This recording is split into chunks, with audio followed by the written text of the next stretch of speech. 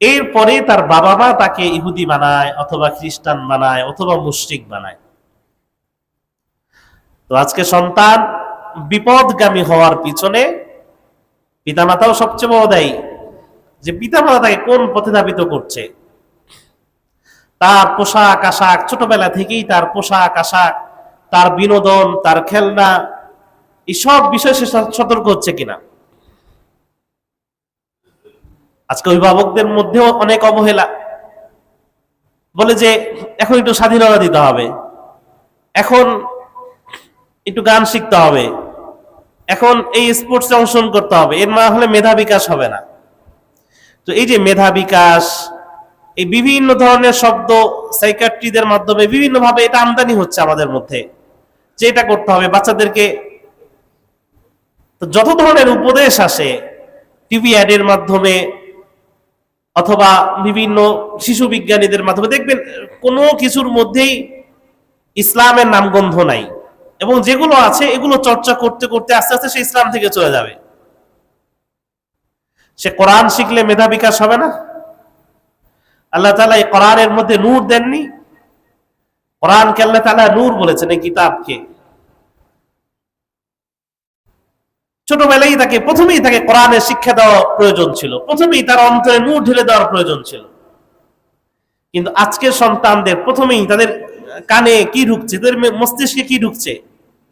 কার্টুনের মাধ্যমে, গেমিং এর মাধ্যমে তাদের প্রথমেই তাদের মস্তিষ্কে অন্ধকার ঢুকছে। এরপরে গিয়ে বয়স হওয়ার পর গিয়ে পিতামাতা হতাশ হয় যে এখন তো পারছি না, এখন তো চেষ্টা করেও হচ্ছে না, কিভাবে হবে? তার প্রথমে তার অন্তরে যে নূর দেওয়ার প্রয়োজন ছিল, যে ফিতরাতের উপর সে জন্মগ্রহণ করেছে, সেই ফিতরাতটাকে আমি নষ্ট করে ফেলছি। যে বাচ্চা ফিতরাতের উপর ইসলামকে ধারণ করার, ইসলামকে বোঝার মন মানসিকতা, সহজাত যোগ্যতা নিয়ে যে বাচ্চা জন্মগ্রহণ করে, আমি তো তার মূল্যবান সময়টা, শৈশবটা, কৈশোর অন্য কিছু দিয়ে সেটাকে নষ্ট করে ফেলছি। তো এরপরে আমি যতই দেই এখন তা ঢুকবে না। এই জন্য প্রথম থেকেই সচেতন হতে হবে। স্বাধীনতা, উদারতা এই শব্দের মার পেছে পড়া যাবে না। আল্লাহ তাআলার বাধ্য হওয়া, আল্লাহ তাআলার আবদিয়ত, এটাই সবচেয়ে বড় স্বাধীনতা, সবচেয়ে বড় পরিচয় আল্লাহ তাআলার আবদিয়ত। আমি আল্লাহ তাআলার দাস। যে একজন মুসলমান নিজেকে আল্লাহ তাআলার দাস মনে করে, এবং এই দাস শব্দটা তার কাছে সবচাইতে গর্বের বিষয়, সবচাইতে বড় পরিচয়ের বিষয়। আল্লাহ রাসূল সাল্লাল্লাহু আলাইহি সাল্লাম বলেন, আমাকে যখন আল্লাহ তাআলা আব্দ বলে ডাকেন তখন আমি সবচেয়ে খুশি হই। আবদিয়তের মর্যাদা কত, যে আমি আল্লাহ তাআলার দাস। তো যে নিজেকে দাস মনে করে, দাসের কি স্বাধীনতা থাকে? সুবহানাল্লাযী আসরা বিআবদিহি, আল্লাহ তাআলা যখন তার হাবিবকে তার কাছে নিয়ে যান তখন আব্দ বলেছেন, যে তার বান্দাকে তিনি তার কাছে নিয়ে গেলেন। আসরা বিআবদিহি। তাই প্রত্যেকে আল্লাহ তাআলার দাস। আমার এখানে স্বাধীনতা সীমিত, এবং যখনই তারা স্বাধীনতার কথা বলছে দেখবেন সেটার মধ্যেই মাসিয়া, সেটার মধ্যেই অন্যায়। একইভাবে অমুসলিমদের অনুসরণ, তাদের কালচার, তাদের বিভিন্ন সাংস্কৃতিক যে কার্যক্রম, এগুলো থেকে নিজেকেও বিরত থাকতে হবে, সন্তানদেরকেও বিরত থাকতে হবে। মঙ্গল শোভাযাত্রা, বিভিন্ন ধরনের দেখবেন যে এই বিষয়গুলো বাঙালিয়ানার নামে চাপিয়ে দেওয়া হচ্ছে আমাদের উপরে। সাংস্কৃতিক আগ্রাসনটা অনেক বেশি। যে একটা মুসলিম বিশ্বের একটা অংশে তো যুদ্ধ চলছে, তাদের উপর যুদ্ধ, অস্ত্রের আগ্রাসন চলছে। এর থেকেও বড় আগ্রাসন সাংস্কৃতিক আগ্রাসন। তাদের মন মস্তিষ্ককে ধোলাই করা, তাদের চিন্তা ভাবনাকে তাদের ফ্রেমিং এ নিয়ে আসা, যে ফ্রেমিং করে দেওয়া, যে ইসলামকে উগ্রপন্থার সাথে তুলনা করা, যে শিশু কিশোর যুবক অথবা অভিভাবক যাতে ইসলামকে ইসলামের যে অনুশাসন, এই অনুশাসনকে ভয় করতে শিখে। আবার দেখবেন উগ্রপন্থার নামে চারা দিয়ে বসবে। মুসলমানদের মধ্যে কোনো উগ্রপন্থা নাই, কিন্তু তারা সিলেবাস দিয়ে বলবে যে আমি উগ্রবাদ বিরোধী সম্মেলন, উগ্রবাদ বিরোধী কর্মশালা ইমামদের নিয়ে আয়োজন করে, ইমামদের নিয়ে উগ্রবাদ বিরোধী কর্মশালা। তো ইমামরা কোথায় উগ্রবাদে জড়িত? ইউনিভার্সিটির শিক্ষার্থীদের নিয়ে। বিষয়টা হলো যে এর পিছনে বড় বড় বাজেট থাকে, যে আমি উগ্রবাদী না, যে আমি উগ্রবাদী না এটা তো বলার প্রয়োজন নাই। আপনি যদি প্রতিদিন সকালবেলা বলেন, আপনাকে বলতে বলে যে আমি চোর না, আমি চোর না, এটা কি আপনার জন্য সম্মানজনক? তো আমি উগ্রবাদী না এটাও তো আমার জন্য সম্মানজনক না। এই না বলাটাও তো সম্মানজনক না, আমার নামের সাথে উগ্রবাদটা জড়িত। যারা প্রকৃত উগ্রবাদী, যারা সন্ত্রাস করে যাচ্ছে সারা পৃথিবীতে, তাদেরকে সন্ত্রাসী না বলে আমি যেন আমার নিজের সাথেই সন্ত্রাসী শব্দটা বারবার যুক্ত করি, মুসলমানদের সাথেই যেন বারবার চরমপন্থী শব্দটা যুক্ত হয়, এই জন্য তাদেরকে বিভিন্ন সবক দেওয়া হচ্ছে, বিভিন্ন কর্মশালা করানো হচ্ছে, রাষ্ট্রীয়ভাবে বিভিন্ন ধরনের প্রোগ্রাম করানো হচ্ছে। কি দরকার? তাদের সেই ফর্মুলা গ্রহণ করে করা হচ্ছে। উগ্রবাদের নিদর্শক দেওয়া হয়, যেরকম টাকনুর উপরে কাপড় পরা।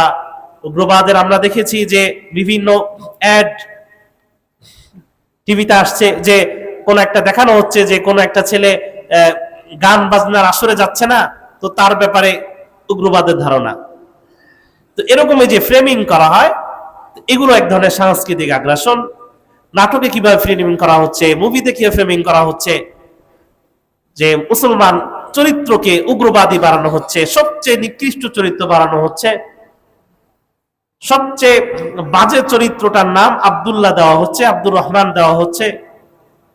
তো এই যে সাংস্কৃতিক আগ্রাসন, যে এক যুবক, যে তরুণ, যে ইসলামের পথে আসতে চাচ্ছে, তার কাছেও এই জিনিসগুলো বাধা হয়ে দাঁড়াচ্ছে। তার পরিবার থেকেও বাধা আসছে যে না, সে তো উগ্রবাদী হয়ে যাবে, সে তো অন্যদিকে চলে যাবে। নফল নামাজ পড়লে সন্দেহ করা হচ্ছে, তাহাজ্জুদ পড়লে সন্দেহ করা হচ্ছে। এগুলো তো আরোপিত, যে এমনি এমনি হয় না, যে আমার চিন্তাকে ফ্রেমিং করা হচ্ছে। এই সাংস্কৃতিক আগ্রাসন মোকাবেলায় প্রত্যেককে সচেতন হতে হবে। প্রত্যেকের যে সন্তান, এই সন্তানকে এখন থেকে ইসলামী ভাবধারায়, ইসলামী আদর্শে বড় করতে হবে। অনেকে যুক্তি দেয় যে না, তারা তো সরাসরি বলছে না যে তুমি হিন্দু হয়ে যাও, খ্রিস্টান হয়ে যাও, কিন্তু তারা যে উদারতার সবক দিচ্ছে, যে স্বাধীনতার সবক দিচ্ছে, এটাই আমার ইসলাম থেকে বের হওয়ার জন্য যথেষ্ট। উদার হও, স্বাধীন হও, যা খুশি করো, নিজের সম্মতি। আজকে ছোট ছোট বাচ্চারা, শিশু কিশোর, স্কুলের বাচ্চারা, এরকম ছেলে মেয়ে যাচ্ছে, আপনি বাধা দিতে যান, আপনাকে বলবে আপনি স্বাধীনতায় কেন হস্তক্ষেপ করছেন, আপনি তাদের সম্মতি আছে, সম্মতির ক্ষেত্রে কেন হস্তক্ষেপ করছেন। কিন্তু 18 বছরের একদিন আগেও যদি কেউ বিয়ে করে, ঝাঁপিয়ে পড়বে যে না, এক্ষেত্রে কোনো সম্মতি নাই, এক্ষেত্রে তাকে জোর করা হয়েছে, বাবা মা ভুল বুঝাইছে, তাকে জবরদস্তি করা হয়েছে। কিন্তু অন্যায় অসামাজিক কার্যকলাপ, সেখানে সম্মতি নিয়ে প্রশ্ন আসে না, যত ছোট হোক, 10 বছর 12 বছর, তখন সম্মতির কথা আসে না, যে হ্যাঁ এটা তার চয়েস, যা খুশি করুক। কিন্তু কেউ যদি 17 বছর 11 মাসেও বিয়ে করে, বলবো এটা তার সম্মতি না, তার উপর জোর করা হয়েছে। তো এই শাহবাগী বামপন্থী উগ্রবাদী যারা, এদের বিরুদ্ধে আমাদের সংগ্রাম করে তুলতে হবে, এদের বিরুদ্ধে আওয়াজ তুলতে হবে। এরা চাই মুসলমানদের পারিবারিক যে ব্যবস্থা, এই পারিবারিক ব্যবস্থাটা ভেঙে যাক। কারণ ইসলামী সমাজ বা ইসলামী সংস্কৃতি যতটুকুই টিকে আছে, পরিবারের কারণেই টিকে আছে। আপনি চিন্তা করে দেখেন, ইসলামের যতটুকুই টিকে আছে পরিবারের কারণেই। এখন পর্যন্ত এখনো পারিবারিক যে বাধা, পারিবারিক যে নিয়ম কানুন মুসলিম সমাজে প্রচলিত আছে, এই জন্যই যতটুকু ইসলাম আছে এই জন্যই টিকে আছে। যে পরিবার ব্যবস্থা যখন ভেঙে যাবে, বিবাহ যখন অপ্রয়োজনীয় হয়ে যাবে আস্তে আস্তে, তখন আর অন্য কোনো চেষ্টা করার দরকার নেই, এমনিতেই সেটা অমুসলিম সমাজ হয়ে যাবে। অবাধ মেলামেশাকে উৎসাহ দেওয়া হচ্ছে, সবকিছু যেন জিনার দিকে টানছে। আপনি নাটক, মুভি, যত ধরনের সাংস্কৃতিক কার্যকলাপ হচ্ছে, আপনি একটা পত্রিকায় যে সাহিত্য সাময়িকী আসে সেখানে একটা কবিতা পড়ে দেখেন, যত ধরনের সাংস্কৃতিক কার্যকলাপ হচ্ছে সবকিছুর মধ্যেই যৌনতা, এই প্রেমালাপ, তারপর এই বিবাহ বহির্ভূত সম্পর্ক, এগুলোই দেখানো হচ্ছে। ইনসেস্ট দেখানো হচ্ছে, সমকামিতা দেখানো হচ্ছে। তো পুরো সমাজটাকে, পরিবার ব্যবস্থা ভেঙে দেওয়ার জন্য যা করার দরকার সবকিছু করছে, অথচ আমরা এখনো সচেতন না। এখনো আমি সন্তানকে আমি কি পোশাক পরাবো, কার সাথে মিশছে, কোন ধরনের পড়াশোনা করছে, কি শিখছে না শিখছে, আমিও উদারপন্থী হয়ে যাচ্ছে, আমিও ছেড়ে দিয়েছি যে যা খুশি করুক। আল্লাহ তাআলা নিষেধ করেছেন ওয়ালা তাকরাবুল ফাওয়াহিশ, যে তোমরা ফাহিশ অশ্লীলতার নিকটবর্তী হয়ো না। তাফসীরে এসেছে যে অশ্লীলতার নিকটবর্তী হওয়া মানে যে এমন কাজ, এমন পোশাক, এমন যে কোনো আচরণ থেকে বিরত থাকা যে আচরণ আমাকে অশ্লীলতার দিকে টেনে নিয়ে যায়। সেটা হালাল হলেও, সেটা জায়েজ হলেও,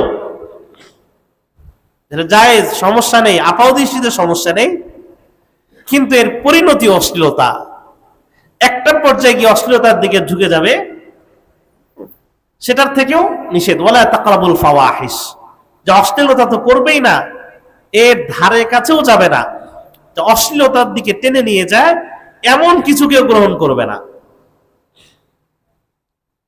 তো ফ্রি মিক্সিং থেকে বাচ্চাদেরকে সতর্ক করতে হবে, যুব সমাজকে, আমার পরিবারকে আগে ঠিক করতে হবে যে কোনোভাবে যেন অবাধ মেলামেশায় যুক্ত না হয়। আল্লাহ রাব্বুল আলামিন আরো ইরশাদ করেছেন ওয়ালা তাকরাবুজ জিনা ইন্নাহু কানা ফাহিশা ওয়া সাআ সাবিলা, সাবধান, জিনারও নিকটবর্তী হয়ো না। এখানেও মুফাসসিরিনে কেরাম লিখেছেন যে ওয়ালা তাজনি, জিনা বলা হয় না, এটা তো প্রশ্নই আসে না জিনার কথা, বলছে নিকটবর্তীও হও না। নিকটবর্তী হওয়া মানে সর্বপ্রথম চোখের হেফাজত করা। বিস্তারিত এসেছে যে চোখেরও জিনা আছে, কানেরও জিনা আছে, যে প্রত্যেকটা অঙ্গ প্রত্যঙ্গের জিনা আছে। যে কুল্লিল মুমিনিনা ইয়াগুদ্দু মিন আবসারিহিম ওয়াহফাযু ফুরুজাহুম, যে মুমিনদেরকে বলে দিন তারা যেন তাদের চোখকে অবনত রাখে। প্রথমে দৃষ্টির জিনা, এরপরে যোগাযোগ, কথাবার্তা, এরপরই তো আস্তে আস্তে অন্যদিকে যাচ্ছে। সামাজিক যোগাযোগ মাধ্যমের ব্যবহারকে নিয়ন্ত্রিত করতে হবে। আজকে আমার অজান্তেই অশ্লীলতা প্রমোট হয়ে যায়। আপনার কাছে একটা ভালো লাগলো, আপনি শেয়ার করে দিলেন, কিন্তু যে শেয়ার করলেন, যে ভিডিওটা শেয়ার করলেন, সেই ভিডিওর মধ্যে একটা অশ্লীল অ্যাড চলে আসলো বা সেটার মধ্যে কোনো উপাদান চলে আসলো, তো এটা তো অশ্লীলতার প্রচার হয়ে গেল। ইন্নাল্লাযীনা ইউহিব্বুনা আন তাশিআল ফাহিশা ওয়া আযাবুন আলীমুন ফিদ দুনিয়া ওয়াল আখিরাহ। আল্লাহ তাআলা ইরশাদ করেন, যারা মুমিনদের মাঝে অশ্লীলতা ছড়িয়ে দেয়, অশ্লীলতা ছড়ানোকে পছন্দ করে, শুধু ছড়িয়ে দেয় না, অশ্লীলতা ছড়ানোকেও পছন্দ করে, এটাকে প্রমোট করে, কোনোভাবে উৎসাহ দেয়, যে তারা শুধু আখিরাতে শাস্তি পাবে এমন না, তারা দুনিয়াতেও শাস্তি পাবে। যারাই দেখবেন অশ্লীলতার ছড়াছড়িতে যুক্ত, দুনিয়ার অবস্থাও তাদের খুবই করুণ, কোনো না একটা সময় সে ধরা খায়, অপমৃত্যুর মাধ্যমে পড়ে। এটা আল্লাহ তাআলার ওয়াদা, সে দুনিয়াতেই আমি তাকে শাস্তি দেব। এটা অনেক বড় অন্যায়, পুরো সমাজকে নষ্ট করে দেয় এই অশ্লীলতার প্রচার প্রসার। আমার অনিয়ন্ত্রিত ব্যবহারের দ্বারা যেন এই অশ্লীলতার প্রচার প্রসার না হয়। মানুষ যারা ইনফ্লুয়েন্সার বলে, অথবা যারা বিখ্যাত নায়ক বা দুনিয়াবি দিকে যারা বিখ্যাত, এদেরকে আদর্শ বানিয়ে ফেলছে। আজকে আমাদের সন্তানদের হেয়ার স্টাইল, তাদের পোশাক আশাক, তাদের আচার আচরণ, তাদের ভাষা, তাদের কথা, তাদের চিন্তা ভাবনা, কোনো কিছুর মধ্যে ইসলামের কোনো গন্ধ পাওয়া যায় না। সবকিছু অমুক তমুক, উদ্দুয়া, তাদেরকে আদর্শ, তাদের নৈতিক আদর্শ মডেল বানিয়ে ফেলছে। অথচ প্রত্যেকটা বিষয়ে আমাদের জন্য আল্লাহ রাসূল সাল্লাল্লাহু আলাইহি ওয়াসাল্লামকে সামনে রাখা উচিত ছিল। এই সন্তানদের সামনে, এই যুবক তরুণদের সামনে আল্লাহ রাসূল সাল্লাল্লাহু আলাইহি ওয়াসাল্লাম যে আমাদের জন্য মডেল, বিশ্ববাসীর জন্য মডেল, আমার প্রত্যেকটা বিষয়, পোশাক আশাক, আমার খাবার, আমার চিন্তা, আমার কথা, আমার স্বর, প্রত্যেকটা বিষয়ে যে আল্লাহ রাসূল সাল্লাল্লাহু আলাইহি ওয়াসাল্লামের নির্দেশনা আছে, তিনি যে আমাদের জন্য মডেল, এটা উপস্থাপন করা জরুরি ছিল। এটা আমাদের নিজেদের মধ্যেও আনা উচিত ছিল। লাকাদ কানা লাকুম ফি রাসূলিল্লাহি উসওয়াতুন হাসানাতুল লিমান কানা ইয়ারজুল্লাহ ওয়াল ইয়াউমাল আখির ওয়া যাকারাল্লাহা কাসীরা। তো এই সাংস্কৃতিক আগ্রাসনের ফলে কি হয়, অন্যায় অশ্লীল সংস্কৃতির সাথে যখন নাকি জড়িয়ে যায় যুব সমাজ অথবা যে কোনো বয়সের ব্যক্তি, যখন নাকি অশ্লীলতার মধ্যে ডুবে যায়, অশ্লীল চিত্র দেখা, অশ্লীল নাটক দেখা, মুভি দেখা, রিলস দেখা, মিমস দেখা, এগুলোর মধ্যে যখন যুক্ত হয়ে যায়, ধীরে ধীরে তার ভিতরে, তার অন্তরে একটা অদৃশ্য পরিবর্তন আসে। সে নিজেও বুঝে না, তার অন্তরে একটা অদৃশ্য পরিবর্তন আসে। তার অন্তর, এটা কোরআনের ভাষায় জাইগুল কলব বলা হয় অথবা কসওয়াতুল কলব বলা হয়, যে তার অন্তর বাঁকা হয়ে যায়। এই অশ্লীলতার সাথে যখন যুক্ত হয়, অশ্লীল চিন্তা ভাবনার সাথে যখন যুক্ত হয় কোনো ব্যক্তি, কোরআন বলছে যে তার অন্তর বাঁকা হয়ে যায়। বাঁকা হয়ে যাওয়া মানে হেদায়েত পাওয়ার জন্য, হেদায়েতের যে রাস্তা ছিল তার জন্য বন্ধ হয়ে যায়। এখন সে শুনবে কিন্তু কোনো কাজে আসবে না। আফারাআইতা মান ইত্তাখাযা ইলাহাহু হাওয়া, সে যখন নাকি তার প্রবৃত্তি অনুসরণ করলো, তখন খাতামা আলা সামইহি ওয়া কলবিহি ওয়া আলা বাসারিহি গিশাওয়া, আল্লাহ তাআলা তার কানের উপর মোহর মেরে দেন, চোখের উপর পর্দা দিয়ে দেন। সে শুনে কিন্তু কোনো কাজে আসে না, দেখে কিন্তু কোনো কাজে আসে না, কোরআন হাদিসের কথা শুনে কিন্তু অন্তরে যায় না। একটা অদৃশ্য পরিবর্তন, সে নিজেও বুঝে না যে তার অন্তর কঠিন হয়ে গেছে। সে তার চোখের সামনে দেখছে যে মানুষ ইন্তেকাল করলো, এই কবরস্থ হচ্ছে, তার মনে কোনো ধরনের পরিবর্তন আসে না, তার চোখ দিয়ে পানি আসে না। অন্যায় করলে তার মধ্যে কোনো ধরনের অনুতপ্ত বোধ আসে না, তার ফরজ ছুটে যাচ্ছে, তার মধ্যে কোনো ধরনের বিষয় বিচলিত হয় না। এই যে অবস্থা, এই অবস্থার কারণ সে মনে করে যে এমনি এমনি হয়েছে, না, এমনি এমনি হয়নি।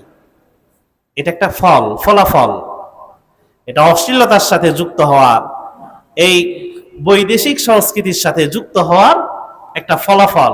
তার মধ্যে মুমিন হওয়া সত্ত্বেও এমন একটা অবস্থা আসে যে তার সাথে এবং একজন কাফেরের সাথে কোনো পার্থক্য পাওয়া যায় না। সর্বপ্রথম এই আঘাতটা আসে তার চিন্তা চেতনার উপর, তার চিন্তা চেতনার উপর, এরপর তার আমলের উপরে। আল্লাহ তাআলা এই উদাসীনদেরকে ডেকে বলছেন, আলাম ইয়ানিল্লাযীনা আমানু আন তাখশা কুলুবুহুম লিযিকরিল্লাহ ওয়া মা নাযালা মিনাল হক ওয়া লা ইয়াকুনু কাল্লাযীনা উতুল কিতাবা মিন ক্বাবলু ফাতালা আলাইহিমুল আমাদু ফাকাসাত কুলুবুহুম। যখন কি সময় আসে নেই যে অন্তর বিগলিত হবে, নাকি তোমরা সেই পূর্ববর্তী কওমের মতো হয়ে গেলে যারা এরকম অবাধ্য হতে হতে হতে একটা পর্যায়ে গিয়ে ফাকাসাত কুলুবুহুম, অন্তর কঠিন হয়ে গেল। বিলম্ব করতে করতে অন্তর কঠিন হয়ে গেল। কাসওয়াতুল কলব, এটা অনেক বড় অভিশাপ, অনেক বড় আযাব। আমি মনে করতে পারি যে আমি রাস্তা দিয়ে হাঁটছি, আমার উপর একটা বজ্রপাত হবে, এটা হয়তো আযাব। আমার একটা অপমৃত্যু হবে, এটা হয়তো আযাব। হ্যাঁ, আমি হুট করে আমার কোনো পানিতে ডুবে বা আগুনে পুড়ে, এটা হয়তো আযাব না। এর চাইতেও বড় আযাব যে আমি জীবিত থাকা, আমার মুমিন এই পরিচয় থাকার পরও আমার অন্তরে এই পরিবর্তন আসছে যে আমলের প্রতি, ফরজের প্রতি কোনো আগ্রহ নেই, বরং হারামের প্রতি আমার আকর্ষণ, এবং যদি হারামে যুক্ত হয়েও যাই এরপর আমার মধ্যে কোনো অনুশোচনা নাই। এর চাইতে বড় আযাব আর নাই। ওয়াকাযালিকা যায়্যানা লাহুমুশ শাইতানু আমালাহুম, যে শয়তান তার আমলকে তার কাছে সুসজ্জিত করে দেয়, তার কাছে তাযয়ীনুল মুহাররামাত, সমস্ত হারাম তার কাছে আকর্ষণীয় মনে হয় এবং সমস্ত হালাল তার কাছে এরকম বিশুদ্ধগার মনে হয়। মুমিনদের উল্টা অবস্থা, যে মুমিনদের ক্ষেত্রে আল্লাহ তাআলা বলেছেন হাব্বাবা ইলাইকুমুল ঈমান ওয়া যায়্যানাহু ফি কুলুবিকুম ওয়া কাররাহা ইলাইকুমুল কুফরা ওয়াল ফুসুকা ওয়াল ইসয়ান। আল্লাহ তাআলা সাহাবীদের ব্যাপারে বলছেন যে সাহাবীদের অবস্থা হলো যে আল্লাহ তাআলা তাদের অন্তরে ঈমানের প্রতি, আমলের প্রতি বিশেষ ভালোবাসা সৃষ্টি করে দিয়েছেন এবং কুফরের প্রতি, আল্লাহর অবাধ্যতার প্রতি বিশেষ ঘৃণা সৃষ্টি করে দিয়েছেন। এটা সাহাবীদের বৈশিষ্ট্য। আর যখন দিন থেকে কেউ মাহরুম হয়ে যায়, অশ্লীলতার মধ্যে জড়িয়ে যায়, অপসংস্কৃতির মধ্যে যে জড়িয়ে যায়, তার অবস্থা হয় উল্টা। ইমানের প্রতি তার ঘৃণা তৈরি হয়, আমলের প্রতি ঘৃণা তৈরি হয়, কুফরের প্রতি, আল্লাহ তাআলার অবাধ্যতার প্রতি সে একদম আকর্ষণ অনুভব করে। সে বুঝেও না যে আমি আযাবের মধ্যে আছি, আমি আল্লাহ তাআলার আযাবের মধ্যে আছি, আমি গজবের মধ্যে আছি। এর পরিণতি একটা পর্যায়ে সে হতাশায় ভুগে, সুসাইডাল চিন্তার মধ্যে চলে যায়, হতাশ হয়ে যায়। আর সামাজিক অবক্ষয় তো আছেই। এই সব ধরনের সামাজিক অবক্ষয়, নৈতিক অবক্ষয়, এগুলো থেকে আল্লাহ তাআলা আমাদেরকে হেফাজত করুন। আর এই সাংস্কৃতিক আগ্রাসনের বিরুদ্ধে আমাদের লড়াই চালিয়ে যেতে হবে। কারণ সাংস্কৃতিক এই আগ্রাসনের সাথে যারা জড়িত তারা সংখ্যায় অল্প, কিন্তু তাদের যোগাযোগ শক্তি বেশি, পার্থিব শক্তিটা বেশি। তারা বিভিন্ন এম্বাসিতে ঘুরে, তারা বিভিন্ন এনজিও সংগঠনের নামে তারা কোটি কোটি টাকা বরাদ্দ পায়। তো তারা দেখা যায় অল্প হওয়া সত্ত্বেও তারা সেই পলিসি লেভেলে কাজ করে, পলিসি মেকারদের সাথে কাজ করে, নিজেরাও পলিসি মেকার হয়ে যায়। খুব অল্প, কিন্তু প্রভাব বিস্তার বেশি করে। আজকে যদি একটা আইন পাস হয়ে যায় একজন ব্যক্তির কারণে বা দুইজন ব্যক্তির কারণে, একটা আইন পাস হয়ে গেল যে প্রাথমিক শিক্ষায় গানের শিক্ষক দেওয়া হবে, যে কি পরিমাণ মুসলমান শিক্ষার্থীরা প্রাথমিক শিক্ষায় লক্ষ লক্ষ মুসলিম শিক্ষার্থীরা পড়ে। তো ছোটবেলা থেকেই তার অন্তরে কুফর চলে আসবে, ছোটবেলা থেকেই তার অন্তরে মাসিয়াত চলে আসবে।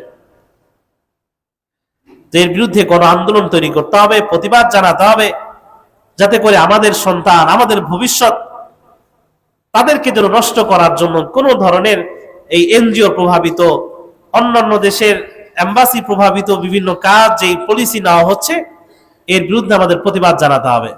আর সুসময়ে সন্তানদেরকে বিবাহ দিয়ে দেওয়া, এটা ইসলামের নির্দেশনা। ইসলাম বাল্য বিবাহের পক্ষে না, কিন্তু লেট ম্যারেজের অনেক বিরুদ্ধে,